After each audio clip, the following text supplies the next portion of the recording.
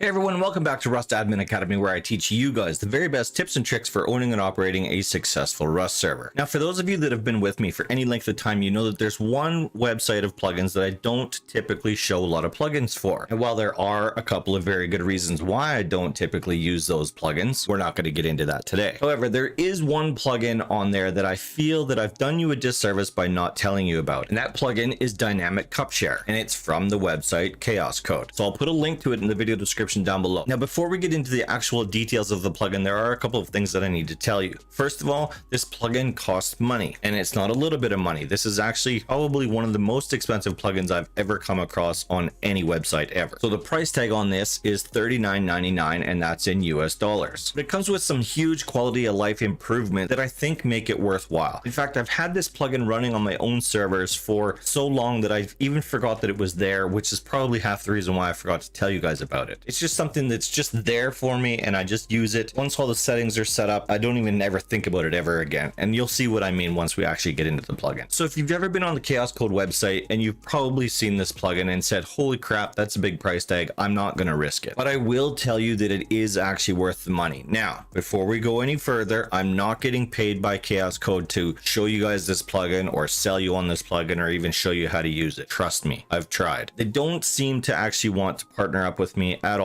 Now, granted, that being said, there are developers from Chaos Code that I do work with, but not Chaos Code as a whole. Anyways, I said I wasn't going to get into any of that, so I'm not going to go any further into that. However, just know that they're not paying me to say anything about this plugin, but I do fully endorse it. All right, so what does DynamicCupShare do for me as a server owner or my players on my server? Well, based on the title of it, it was designed to easily share the authorization of your tool cupboard to other players on the server, whether that be other clanmates or other friends. So if you want this plugin to be able to share authorization with your friends, you have to use the Friends API from uMod. Don't worry, I'll put a link to that in the video description down below as well. If you want DynamicCupShare to be able to share to your other clanmates, you want to be using the plugin called ClansReborn from Chaos Code as well. Yes, it does work with the regular clans plugins that are available from the uMod site. However, they haven't been fully tested, or they make no guarantees that it's actually going to work with the other clans plugins. So if you definitely want it to work, you're going to want to use ClansReborn from Chaos Code. So like I said, I believe that the plugin actually started out being able to share authorization on TCs, but it has grown into code locks, auto turrets, flame turrets, lockers, even queries on servers that allow you to lock queries. Basically anything that has anything to do with authorization or access codes or anything like that. Yes, this does work on key locks. It doesn't just work on code locks. So by having one simple command or one simple set of commands, you can actually authorize your friends on your friends list or your clan members in ClansReborn to automatically have access to all of these different things. So while all of those features are actually really great, and like I said before, I use them on my own servers, however, the one thing that's missing from this plugin, I believe, in my own personal opinion, is the ability to share authorizations with your teammates. Now, granted, I guess, why would you have teams set up if you had clans set up and if you had friends set up? I can make that argument for you, I guess. However, that ability just seems like it's like right there. Why aren't we making use of it? Stuff like that's not up to me. I'm not a developer, so I don't know. Maybe it's more difficult than it's worth to actually implement the team's shareability as opposed to clans and friends. So if you do decide to use DynamicCupShare on your server, once you have it installed on your server, the command is very easy. It's just simply /share. Once you do /share in chat, you will see this menu come up on your screen. Now, these are basically just toggles that you can turn on and off basically at will whenever you want to, or you can just do share all, which will share authorization across all of these different features, obviously. So let's say I'm rolling with a team that's 5 deep and I'm building the base. I have the auto turrets authorized, etc., etc. Everything is set up, but it's just for me, while everyone else is out gathering up resources and probably fighting other players, you know, doing what people do when they're playing Rust. So if I do /share and all, it now changes my entire list. My cupboard, my doors, my boxes with code locks, my lockers, and my auto turrets all have the authorization turned on for anybody that appears on my friends list or is already a member of my clan.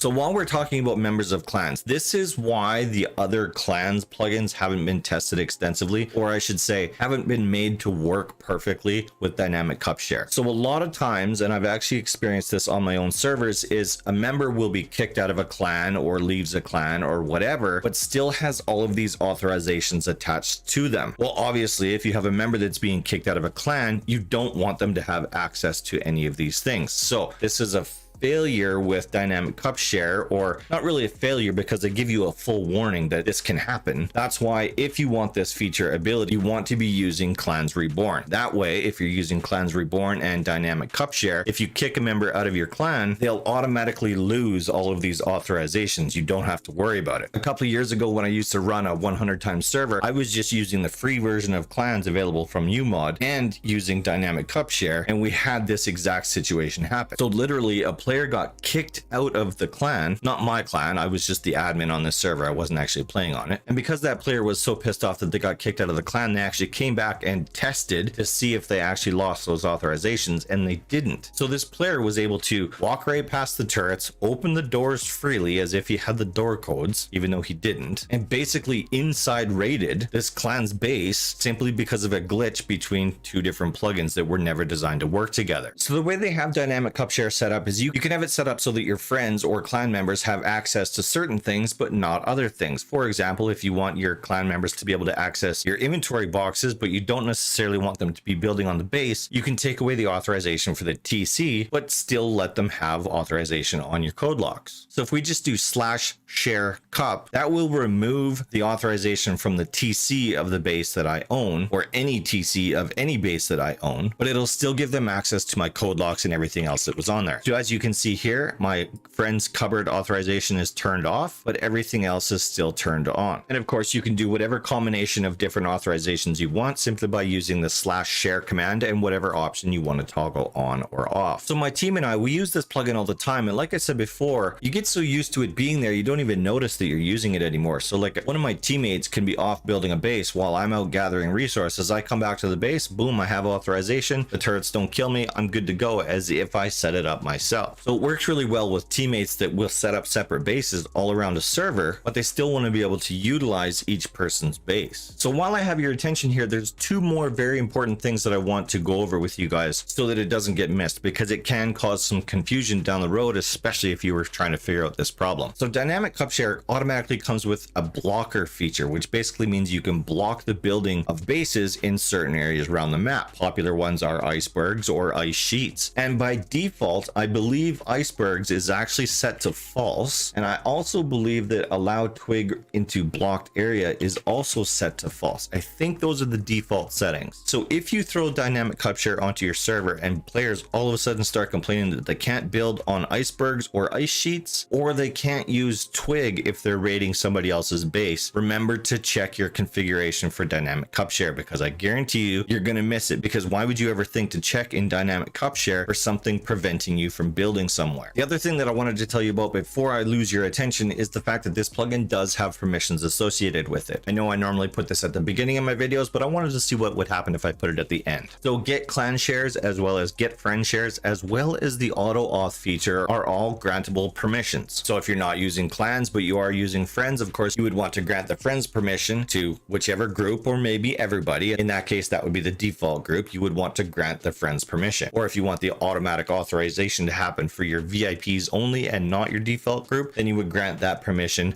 just to your VIPs. I'm sure you guys all know how permissions work, but it is important that I mention that this plugin does have permissions associated with it. All right, you guys let me know what you guys think of DynamicCupShare. Let me know if you're going to put it on your server. Let me know in the comments down below. I hope you guys enjoyed today's video. I put out a brand new video every Friday at 5 p.m. Mountain Standard Time. So until then, I hope you're staying safe and taking care of each other. Thanks for watching. I'll see you guys all next week.